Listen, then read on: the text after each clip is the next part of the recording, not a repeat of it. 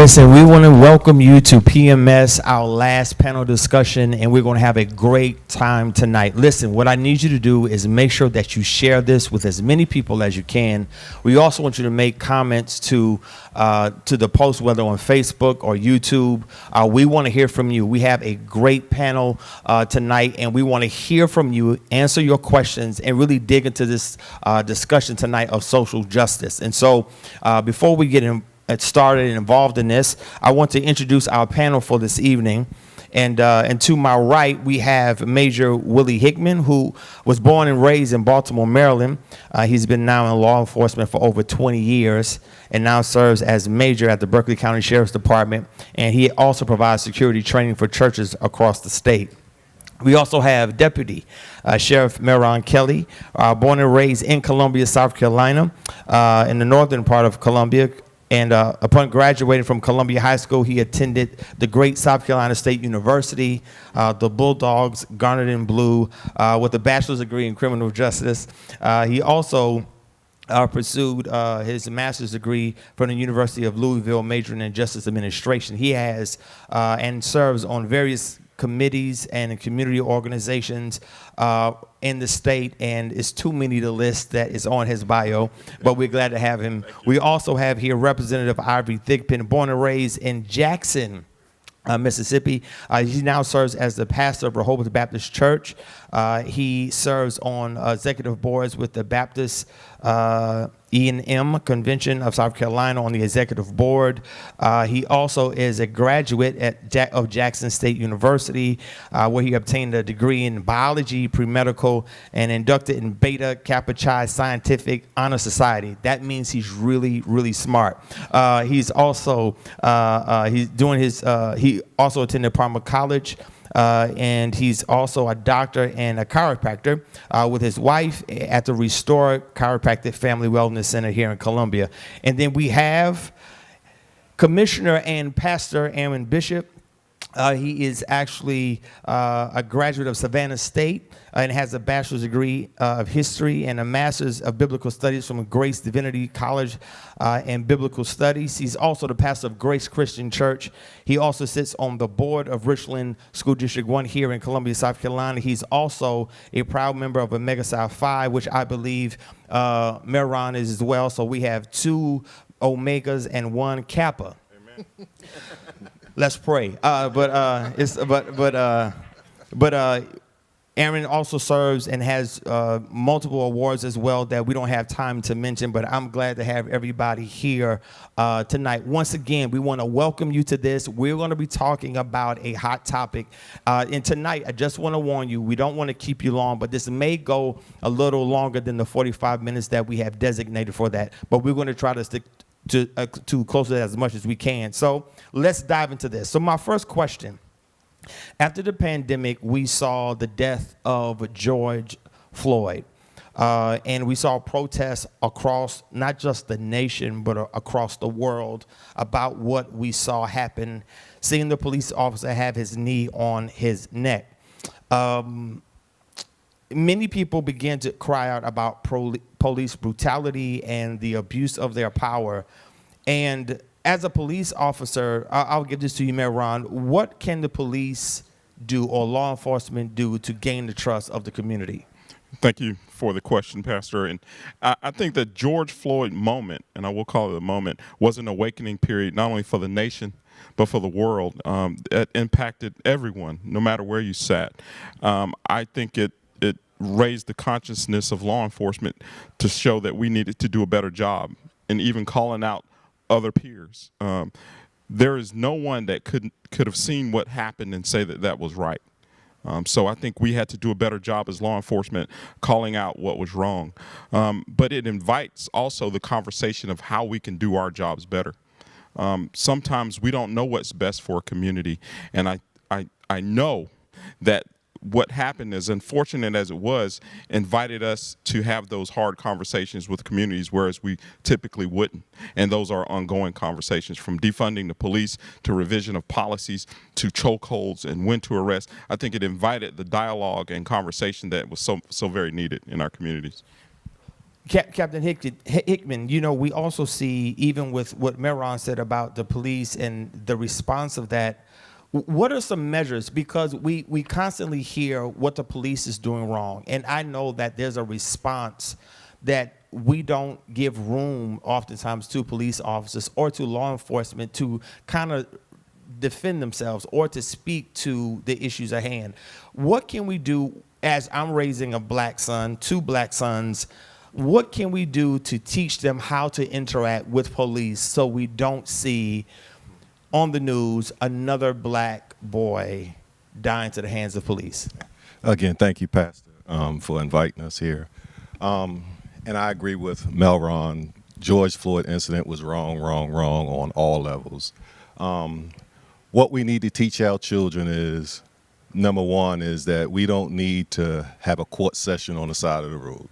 And what that really means is this. We have a lot of our young men now, when they are stopped by the police, they decide to have an encounter with the police on the side of the road. That's not the place to do that. You have your day in court, and the thinking is now you want to get home safe. Teach them to have their license ready, driver's license, and all that stuff ready.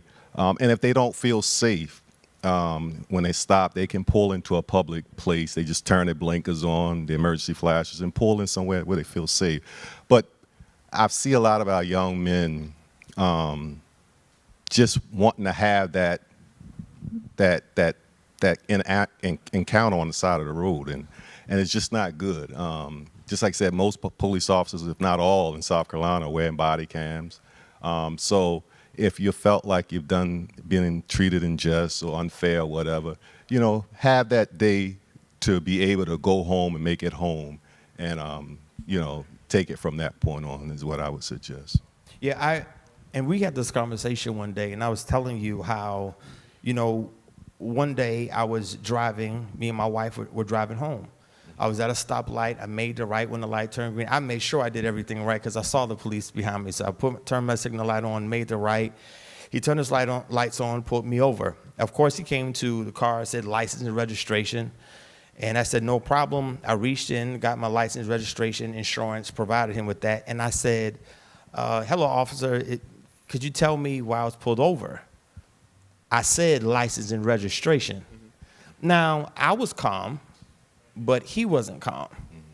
So at this point, I'm like, I just asked you a question. You didn't have to talk to me that way. Right. So then it was, can you just give me the license and registration? Now, once again, I was calm, but he started that. Right. You know what I'm saying? And so, and I'm not saying this is in a situation in every case, but can a person ask the police officer why they were stopped? Absolutely. Absolutely. I think that what we need to do a better job of realizing is people aren't scared to go to jail, but what they won't tolerate, especially black men, we don't want to be disrespected. And when you try to take someone's dignity and respect, people will die over it. And just quite frankly, they're not going to allow certain things in 2020 or there before to tolerate certain things. So I think you have to use that as a measuring rod of, if I want to receive respect, I have to give it. Just the golden rule, simple stuff. Sir, you didn't signal. Or, ma'am, you know, your seatbelt isn't fast. Just that measure of dignity and respect that you give people and afford them, you're going to get it in return, because guess what? People aren't scared to go to jail. They know they're going to get out. But when you reach for that man's dignity and respect and try to take that away, especially in front of his family, you're asking for an altercation.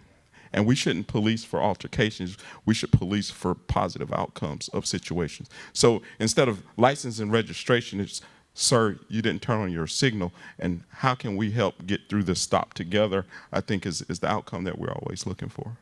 Thanks. Aaron, Bishop, so you sit on the board with the school district. You do a lot of things in the community, and you know, we're seeing, just seems like the disrespect to police.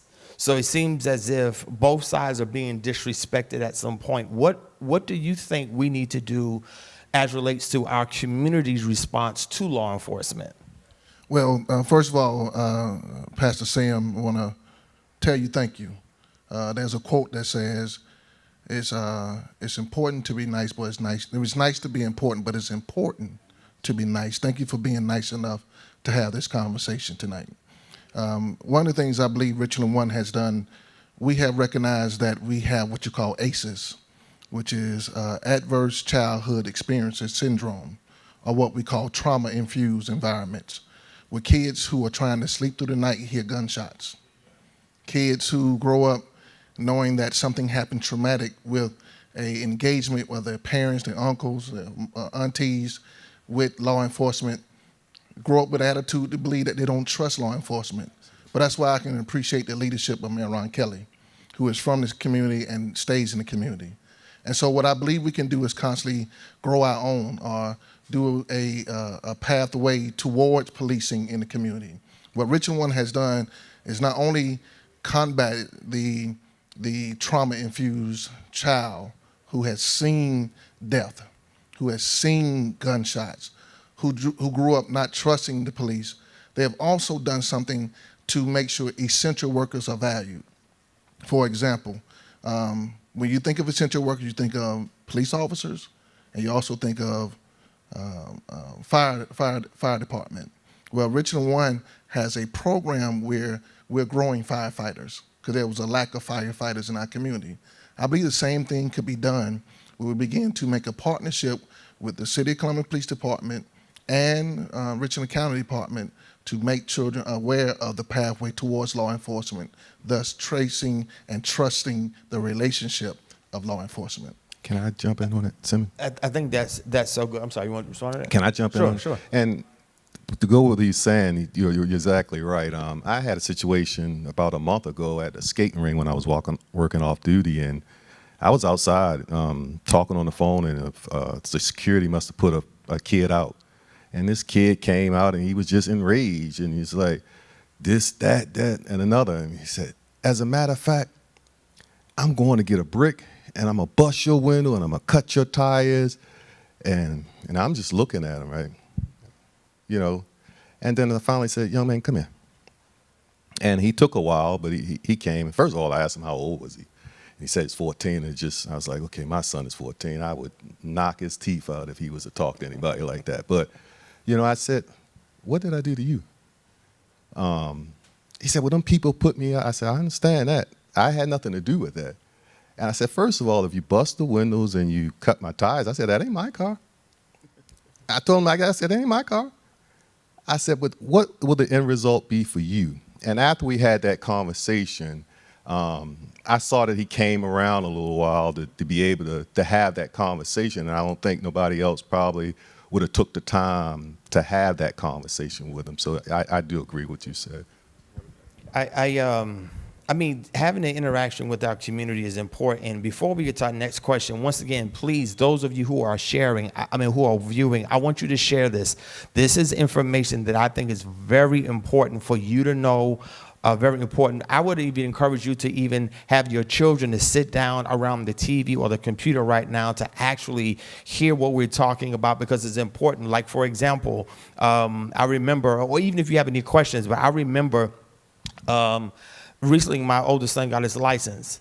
And so me and my wife were just having conversation about, you know, because the front part of the front windows are tinted. And so we were having discussions of whether or not we should take the tint off the windows or should we leave them on. And then, you know, I had to have the conversation. You know, the conversation of, hey, if you ever get stopped, this is what you do. This is how you respond. I moved the registration and the insurance card into where the mirror is so that he doesn't even have to reach for the glove compartment, because I don't want there to be any, I thought you were reaching for something. But as we deal with this, we have so many issues that as black men that we're trying to teach our children so that they can come home. Even as a pastor and as a representative in passing legislation, Pastor Dickman, how would you respond to a situation like that? What do you think you could provide a family or the community on how we can better educate the next generation? Right. I think great question, great topic. I want to echo the points of really all the panelists that, you know, I think this is a great thing that's being done. I want to encourage you to continue to do it. It's definitely needed. It's a privilege to be here. With that being said, the challenge I think we have, it is a respect thing, but I think it's really about authority as well. We give law enforcement a certain authority, really, to use lethal power and force if necessary. But there also, with that authority, comes some responsibility. Right. I tell my boys, I got 2 boys and 2 girls. I told my boys, the number one responsibility is to get home. Don't slap the lion while you got your head in his mouth. Because it's gonna hurt you a whole lot more than it's gonna hurt the lion. And so we cannot negate or forget that law enforcement has been given the authority to use lethal force, and it's at their discretion. I've been around enough law enforcement to know that it is a escalation, and there are certain parameters in which they have to have met before they can escalate to one level to another. But beyond that, because the average citizen and person does not know that, maybe something we can educate communities. That's one thing we could do about how they engage. But beyond that, I think you have to be smart enough to know, as you stated, Major, when to walk away and when is the time to confront. With that being said, I think there has to be accountability. So that's the accountability piece for the community. The accountability piece for the law enforcement is that we also have to know that law enforcement is not above the law.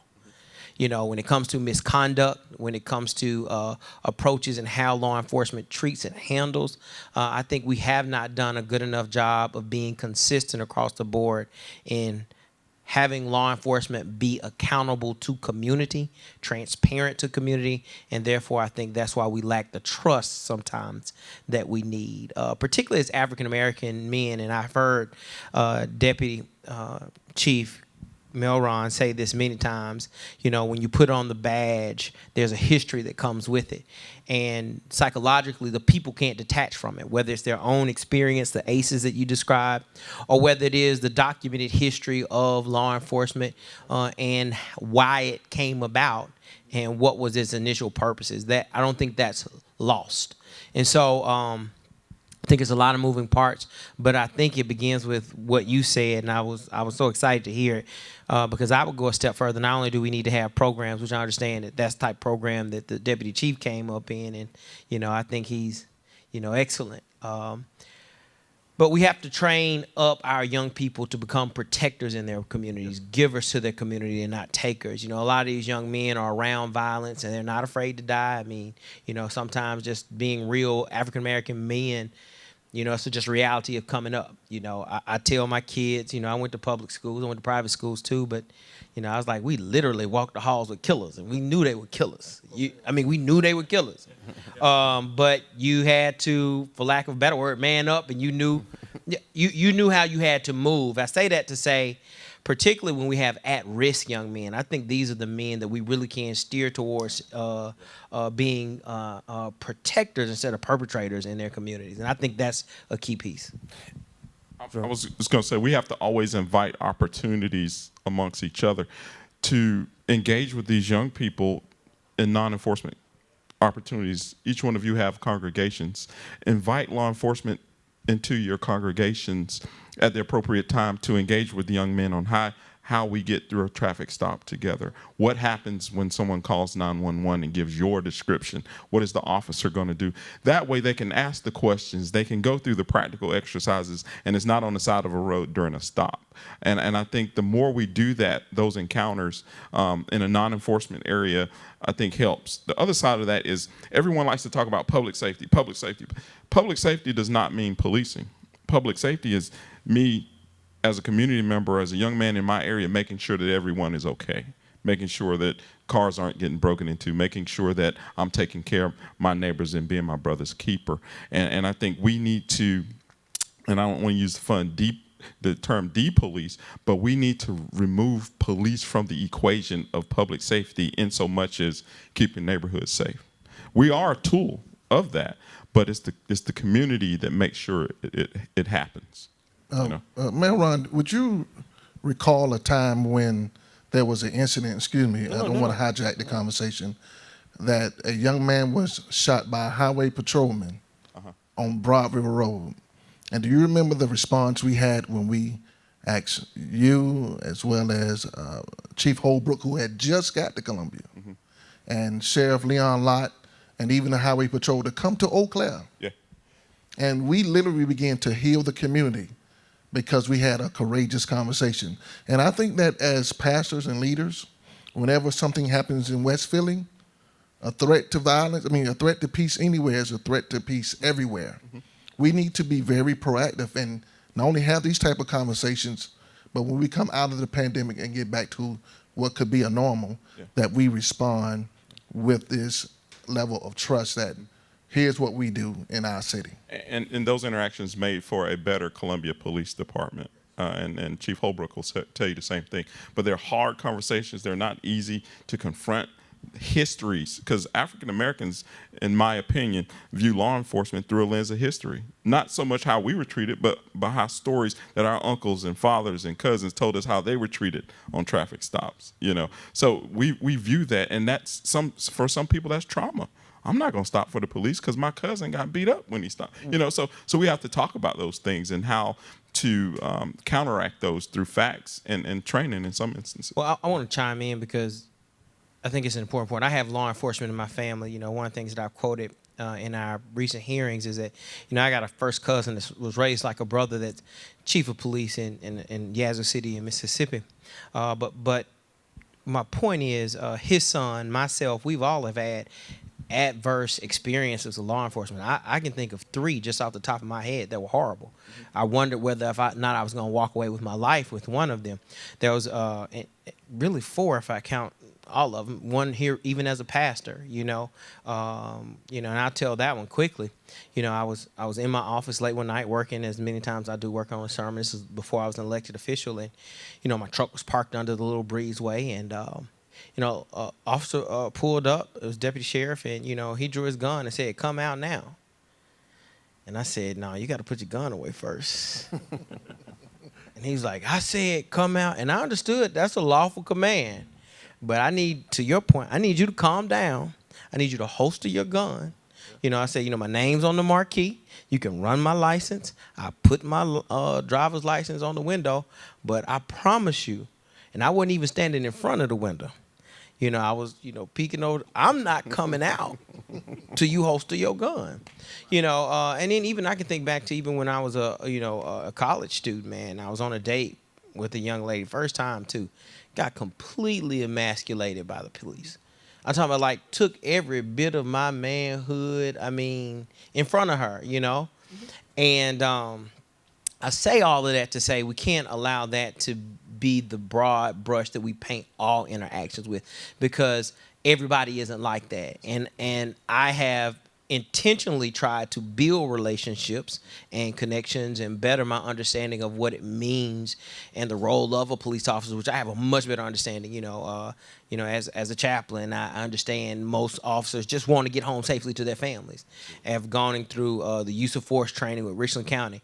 Man, it's life or death. I went through use of force training not even 6 months ago, and I got shot 5 times just because the situation changed just that fast. And so I understand the difficulties in doing the job. That's why I think when you talk about what we have to do, I think it has to be consistency across the board. I think that's what's missing more than anything else. That's not to say there aren't good cops. That's not to say there aren't bad interactions. But I think we should be able to count on and know exactly how things are going to be resolved, the way they're going to be resolved. And then if it strays away from that we know what the consequences are going to be. Something you said, and I was sharing this with Major Hickman earlier, was that sometimes what we have to do, we have a tendency to put everybody in the same pot. That all men are dogs, right? Or all politicians are crooked, or all preachers are pimps, or or all police officers are abusing their power, and that's not the case. And so I'm from the country, and I used to see, them plant trees and grow trees. And I remember one apple tree in particular, it would always, bear fruit during this particular season. And ever so often, there would be a rotten apple. But for the majority of that tree, what it produced was good apples, right? So the tree isn't bad. It was just that one apple. Now, if all the apples are bad, that's another discussion. But we have a tendency to blame the entire tree the entire system, every person involved, as if everybody is wrong because of one situation. Even speaking of today, seeing the young man die in, I believe it's Philadelphia, shot 10 times today. And once again, we're going to see the response of people who are angry because once again, he was shot by 2 white cops. And so it's going to be a response. And once again, it's going to be, once again, we see another black man shot by a white man, and then the racial conversation, then the police conversation. And I think what we have to do is we have to give law enforcement a voice, because you're human, you're tired. We don't know what you just saw. We don't know if you just came from a home with someone who just committed suicide, or you don't know if maybe you had to go to the house to see or to see someone take children out of a home because of a DSS situation, or we don't know the emotional state of the police officer, because you're human. And now you come off and you say something like license or registration, or hey son, or hey boy, calm down, or don't call me boy. And it's like, this is not the day for this, because all of us have limitations. And I think what we have to do is we really have to sit down, have a conversation, and realize that the person who is engaging had a day, the officer had a day, and we're hoping and praying that the both of them can get home. Not one of them get home. And so there's a question that we have on Facebook. It says, Dickman, I give this to you. Would the state of South Carolina entertain a law that has universal policing for all state departments, and would give guidelines on banning forceful moves like chokeholds, and acknowledge the words like "I can't breathe" to and disengage? I think that's a great question. Currently, I sit on the committee that was formed really due to the unrest and the protests that happened after everybody know the incident in Minnesota. And so, yes, I think there's a bipartisan effort. I know at least on the House side, I believe also on the Senate side, to the committee is called Equitable Criminal Justice and Law Enforcement Reform. We've taken a lot of testimony from persons as well as officers as to what needs to be happened. Because I think standards is one thing. I think having clear standards from across the state, and one of the things, and I don't want to be too long, we talk about accreditation and the level and what agencies are accredited in the state, and really moving that to a much higher percentage. There's some cost and some labor involved with that, but I think that's one of the things that moves us closer to that. But I think also too, whether it be through law or whether it be through policy that's provided by the training academy, is that there have to be across the board, this is what we're going to do. And presently, that's not the case. It's kind of a voluntary basis with a lot of things that I believe we're going to have to move to being mandatory. So I do think there is an initial effort that is taking place, and I do think it needs to happen. I do think some steps have already been taken, but I do think it needs to be codified, meaning that even if it is in a policy, I do think it needs to come in the form of a law so that it will be the law of the land. But one of the things I want to say, as we talked about, the incident that happened today and the incidents that continue to happen in our community, as we took testimony from all the different agencies and all the different groups, one of the things that we saw was we were there for approximately about 4 hours. It was about the last 15 minutes that we got to talk about race. And even though psychological evaluations are good, really we do have to have a filter and a test for racial bias. I know you all have heard of FBI studies that said that, literally there were some supremacist and racist groups that were seeking to infiltrate law enforcement and to use that as the means in which they would conduct really war and violent crimes against other races.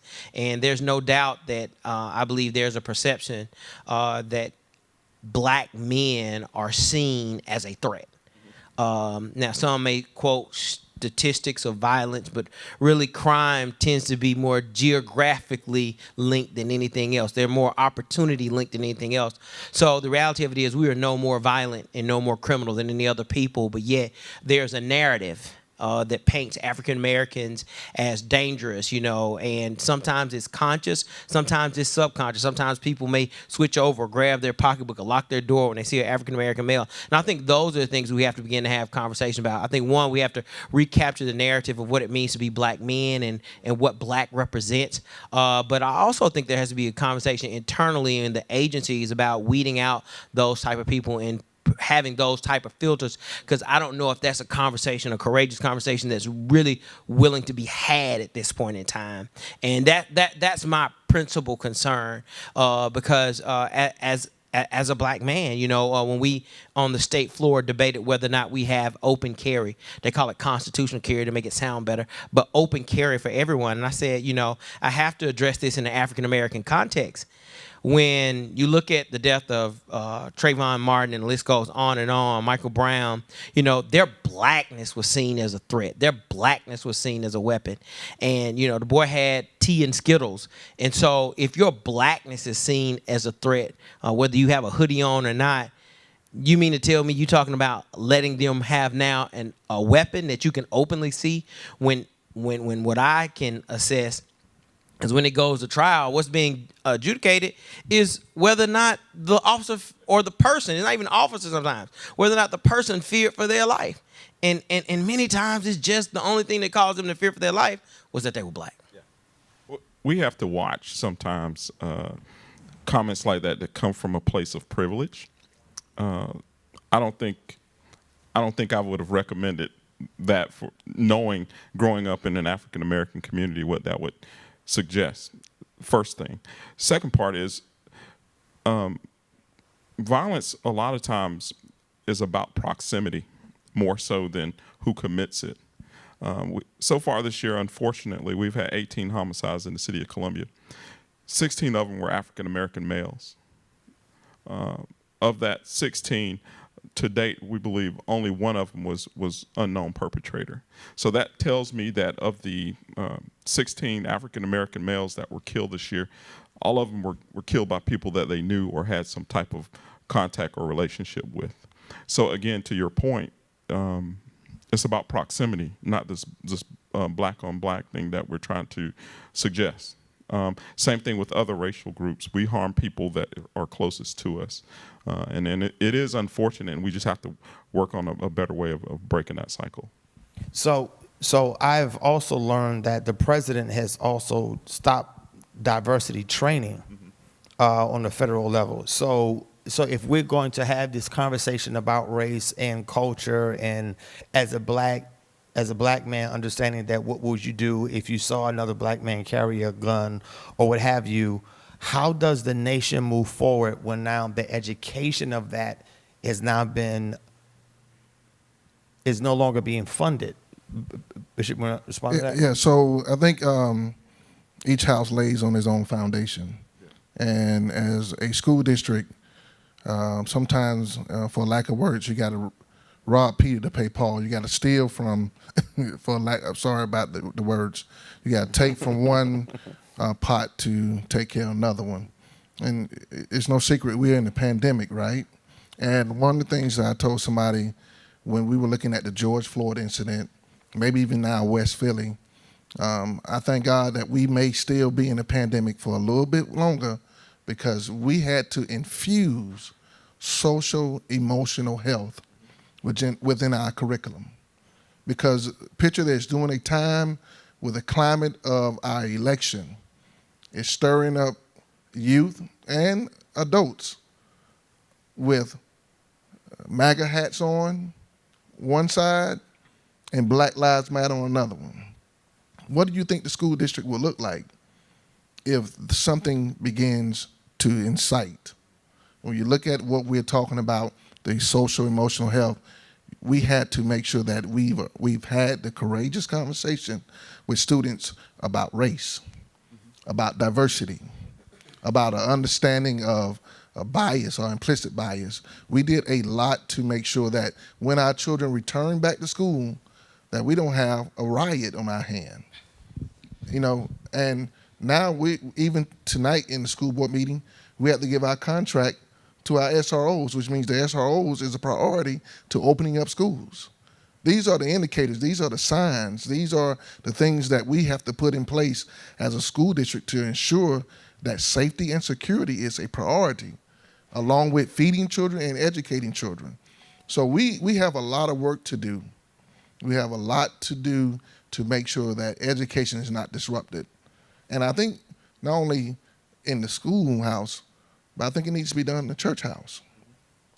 I think that we need to bridge the gap between the church house and the schoolhouse to make sure that we understand we all are a village.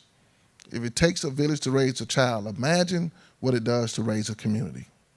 What does it take to make sure that we build our community so strong that when the storms of racism or violence comes, that we're not torn down? Because when you have riots in your community, it's a statistic that says that it takes about 20 years for that community to recover.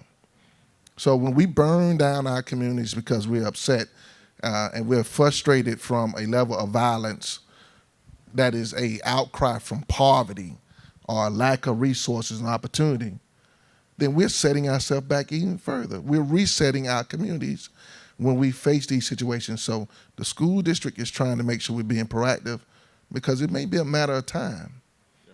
If things don't change in our nation, then we could be looking at another setback. And by the way, just so we lighten the mood up a little bit, the Kappas talk more than the Qs.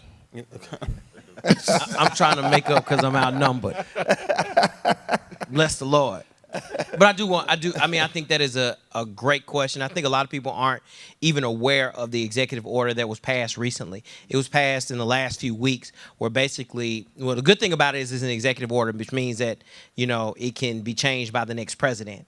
But it was basically tied to funding, that if you offered basically any training that spoke negatively of America, or basically made an accusation that America was racist or needed sensitivity or diversity training or inclusion training, then basically you could be disqualified for federal grants and federal money, which is a game changer. Because really, to your point, education really is a key in changing the mindsets of the generations to come. So this was a major blow.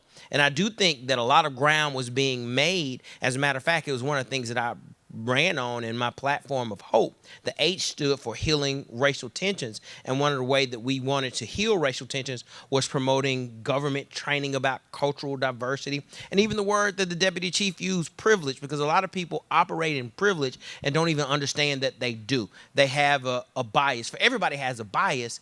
As you all are preachers on this side, right? Seminary, we were trained that, you bring to the text your own bias.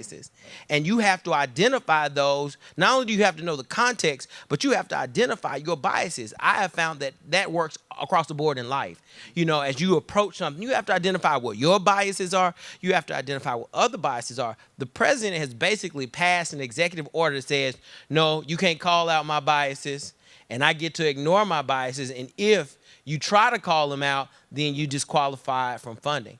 We're not, and I think this is, and I'll close with this. I think the conversation that we have to begin to have and how we have to frame it is that we want to make America better. Mm-hmm. Right. And because we do care is why we hold America accountable. But we have really a presidency and a culture that is rising that doesn't want to be held accountable, but wants to be immune from accountability.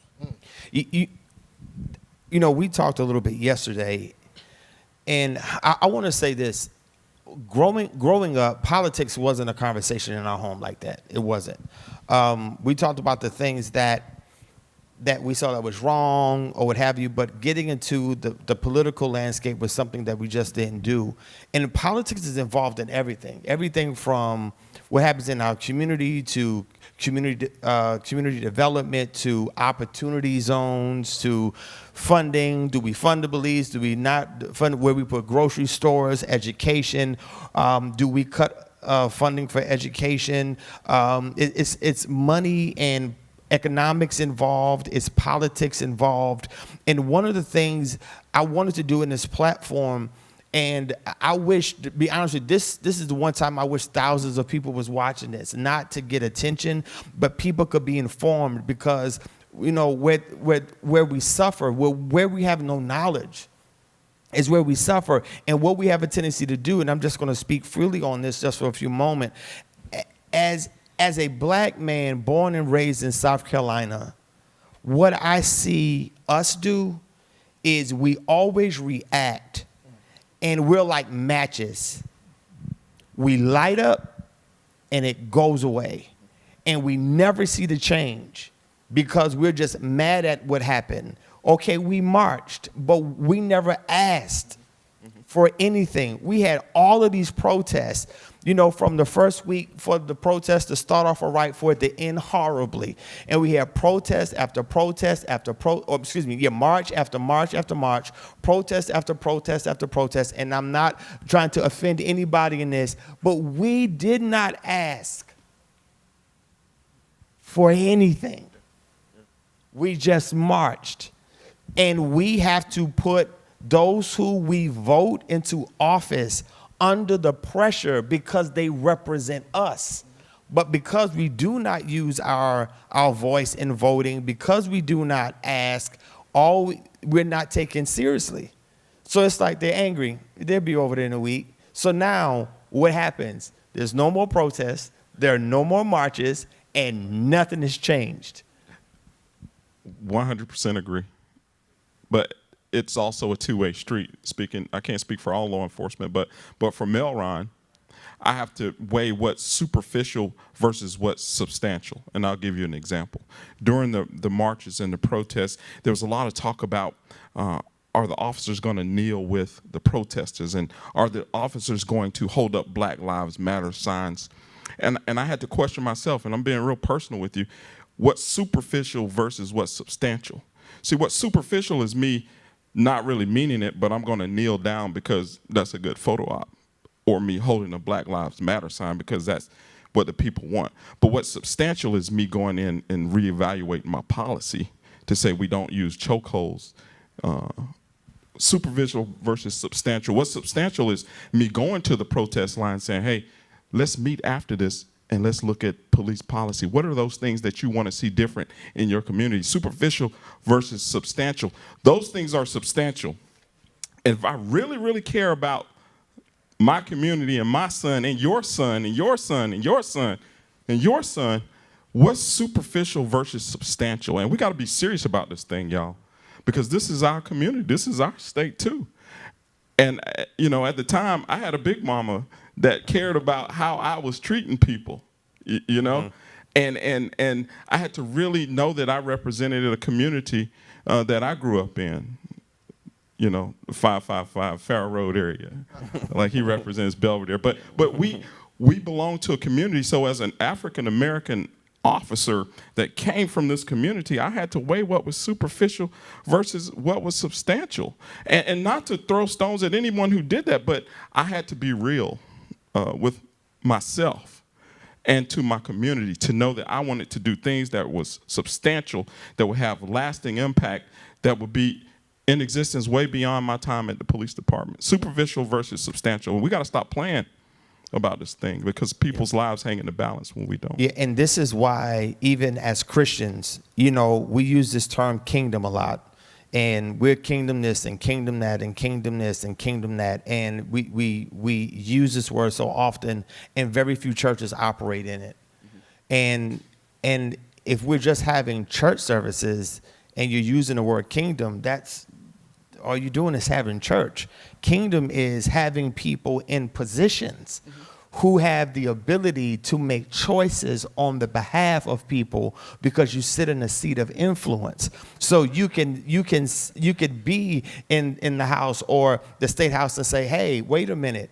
As a black man, I don't know if we want to have open and carry because maybe that wouldn't have been something that was even said if you weren't there, but because you were, or as we deal with the school district, or as we deal with law enforcement in either county, now that we're in a place of leadership and influence, what do we do to change the narrative of that? And so if we don't understand that, what will happen is we will always have people who are evil. And as the Bible says, the people rejoice That's right. when the righteous rule. When you have the right people in the right seat who have a heart for God, not perfect, but have a heart for God, then we can turn things back the way it needs to be. And I'm honored to be on this platform with you all, because all of you are making great contributions in your different areas. And I'm hoping and I'm praying that this panel does something to help a parent, help a young man, or old woman, it doesn't matter, seasoned or not, to understand what can I contribute to change the narrative. How do we use our vote to change not just who is voted as president or mayor or governor or who sits, in the House or the Senate, but understanding what happens even on the local level. And I think because we don't think our vote matters or our voice matters, we don't exercise that vote. And we had a heavy conversation yesterday, and he was teaching me a lot of different things that I won't share here now because it's not the place for it. But that voting power goes way further or farther than we could really imagine. Well, you want to say something? I mean, you're just preaching, brother. I love it. But you said Omegas don't talk as much as Well, Cap. I'm playing. Go ahead.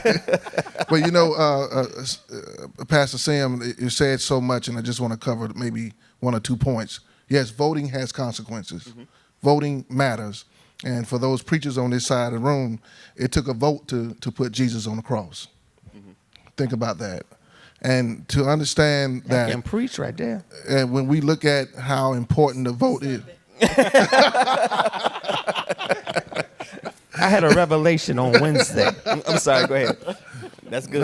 Yeah, but voting is so critical because when we look at what we are upon, we now have a supermajority on the Supreme Court.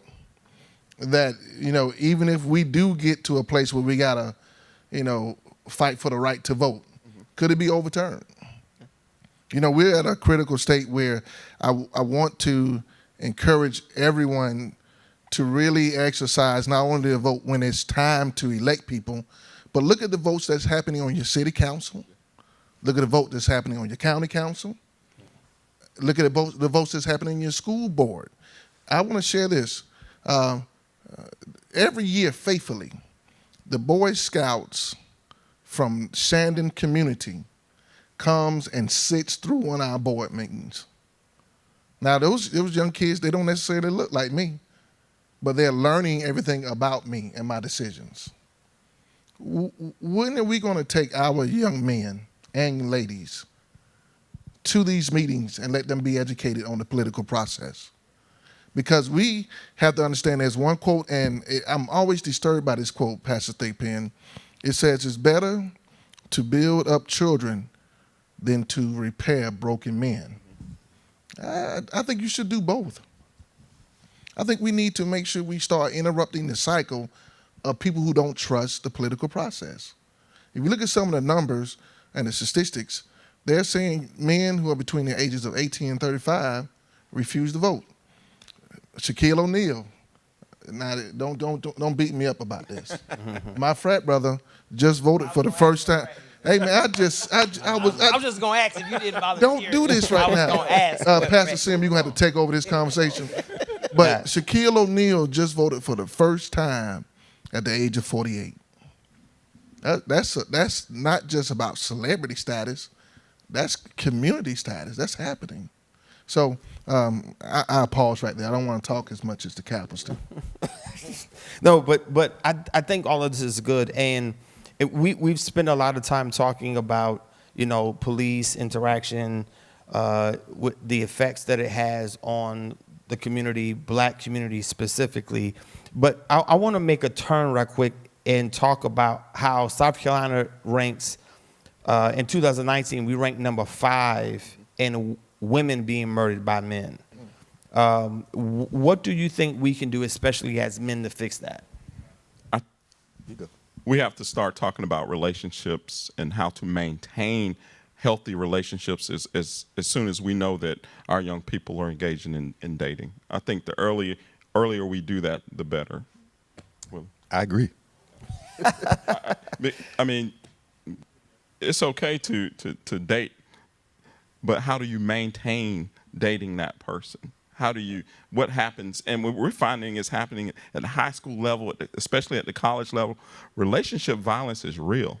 And we're finding a lot of times the parents had no idea that their child was being abused by this person. And it manifests itself into adulthood. And ultimately, we're seeing where the homicide rate is increasing as it relates to homicidal violence in relationships. I remember two instances when I was in college where I saw it firsthand, and it was shocking. I remember me and my wife. She was dropping me off at the dorm. We got something to eat, and we were sitting talking in front of Mitchell Hall, and it was a couple that was sitting in the car in front of us, and all of a sudden we saw the car moving back and forth, and when we looked up, he was literally pounding her face. And I mean, very strong guy. And it took a few other guys to see what was happening, pull him out of the car. And that was the first time I ever saw, something like that happen. But the sad thing about it is she stayed in that relationship.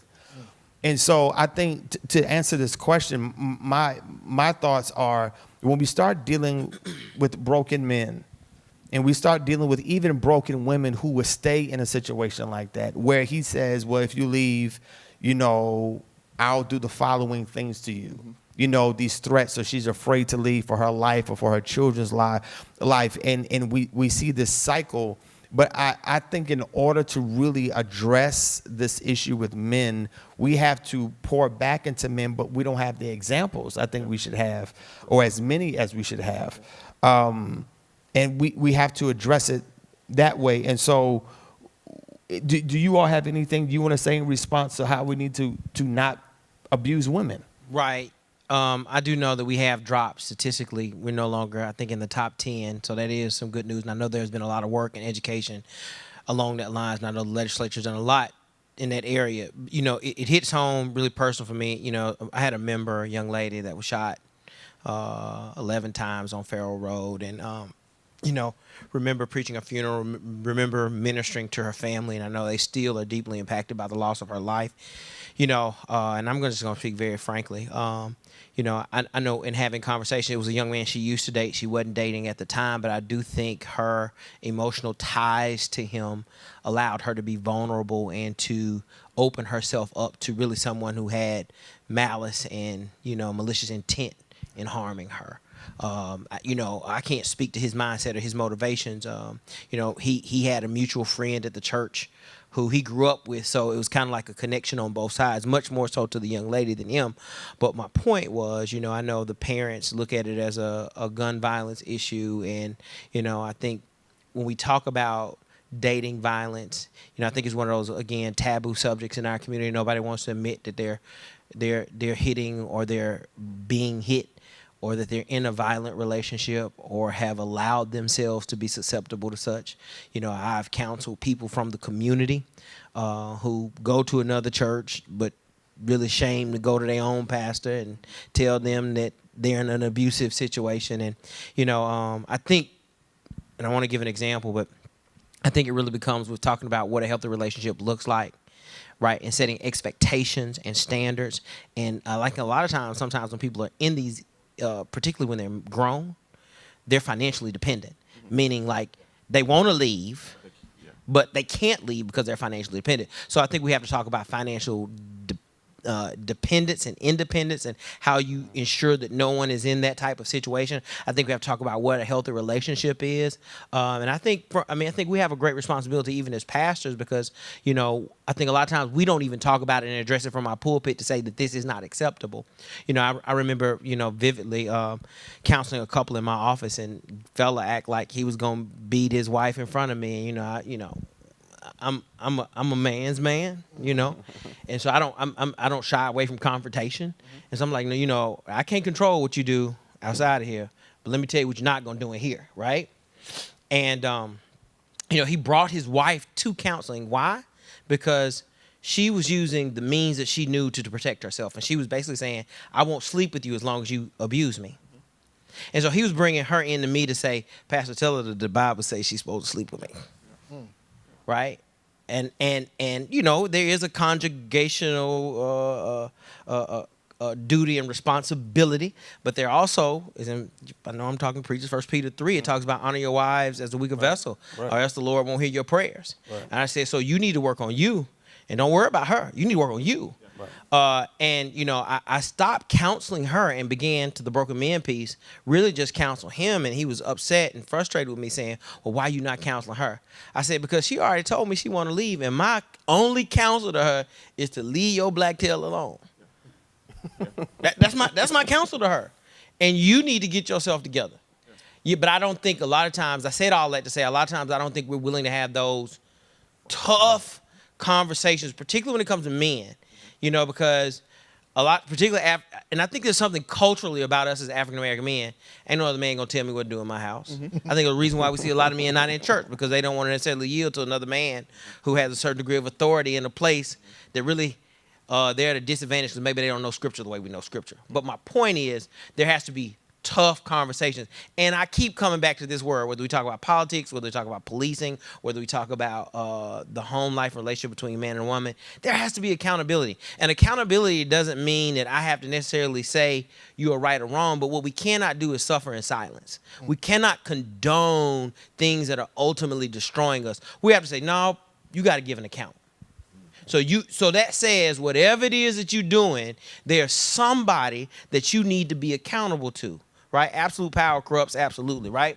So, I mean, brother, great brother, I know he go hard for his community. There's somebody he got to be accountable to, whether it's those people that vote him in, whether it's a mentor, whether it's his father, whether it's a brother who is iron and sharpen iron, me, you, each one of us, we got to have somebody, okay, I got to give an account. I did this. Right. Hey, I just want to give a quick interjection, and it's very brief, Pastor Sam. Hurt people hurt people. Amen. And I think one of the things we're hurting with in our community is that we are afraid to get mental health counseling. Oh, God, yeah. And I think as pastors and community leaders, we need to encourage brothers to go check on their mental health. Because when we look at the mental health of everyone, sometimes we do it in group therapy, like men's ministry meetings, women's ministry meetings, but sometimes you need to go by yourself. I'll tell you no lie. This is transparency. You know, I thought because I was praying to God and He was answering my prayers, that I can go and exercise myself spiritually on a Sunday morning. I can go eat a good meal, take a vacation. I really didn't need to go and see somebody about my mental health. But it was one of the biggest breakthroughs in my life. Because if I can do my physical health in the gym, I can go to a banker and get my financial health in order.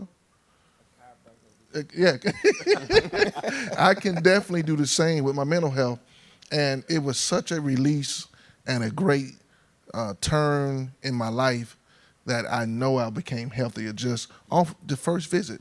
Although there's layers to it, I think we need to definitely exercise it as black men. I totally agree. I remember preaching a series a few years ago, and the title of the series is called I Need Counseling.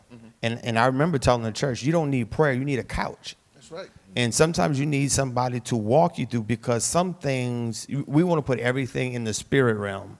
When some things you just need to deal with your emotion, we need to deal with what happened. And yeah, there may be a spiritual attack or something is going on, but sometimes you just need somebody to just walk you through.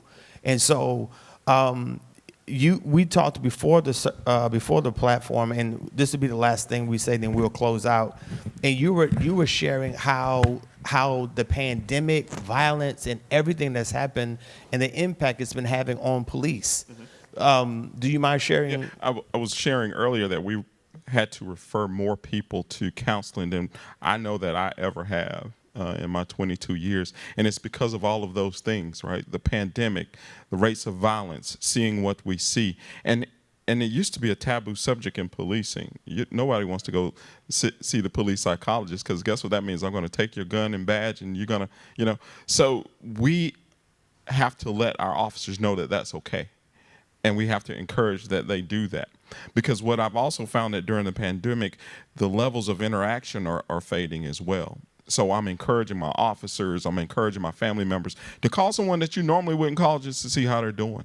You roll through your Rolodex and your contacts and say, I'm going to text this person or call that person. You'll never know what it means to them. And I think it'll make us all healthier internally once we do that. But it's a conversation that I think we need to have more broadly in law enforcement as well. Our mental health is at stake when we don't do that. Listen, I want to say thank you to all of you for being here this evening. We've been here now for an hour. Went a little over time, like I told you, I thought we would, but I want to say thank you to our viewers for watching. I would ask that you share this. After this is over, this is going to stay up on Facebook and YouTube. Share this. Let people know about this conversation, how informative it was. We're not out of information. We're just simply out of time. All of them been working all day, and for them to take time out of their busy schedule to be with me tonight, I want to say that I appreciate that. Thank you so much for being here. And listen, we're going to sign off, and I hope and pray that you have a great evening and a great week, and we will see you soon. Make sure, if you have not voted, make sure you vote. Talk to you soon.